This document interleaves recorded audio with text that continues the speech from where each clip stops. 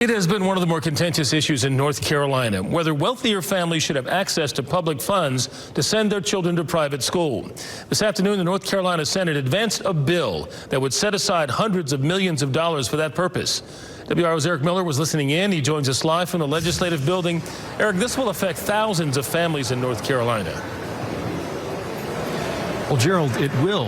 You remember last year, the General Assembly removed that income cap on these vouchers, the so-called opportunity scholarships. That meant, at least in theory, that any family could get a hold of public funds to send their kids to private schools. But in reality, what happened was that demand for these vouchers far outstripped the money that had been set aside for them.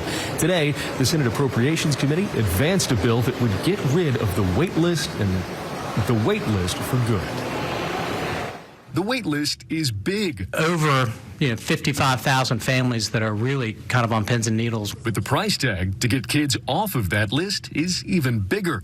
An extra $248 million for next school year alone. During Wednesday's Senate Appropriations meeting, Chairman Mike Lee, a Republican from Wilmington, says demand for vouchers caught legislators by surprise. More families applied in one day this year than the entirety of last year. I mean, it was really amazing.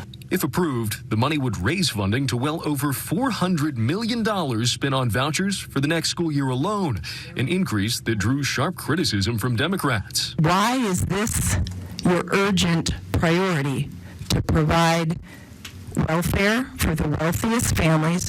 When the public schools are failing, we are failing them because we are not putting the resources in it, and this is another indication of that. The Opportunity Scholarship Program was originally created to help low-income families send their kids to private schools. Those families do still have priority. More than 13,000 will be getting more than $7,000 in state funds this coming year. It's wealthier families, those making $115,000 plus for a family of four who ended up on the wait list and who would benefit from the new funding. What this is doing is paying for the education of a child.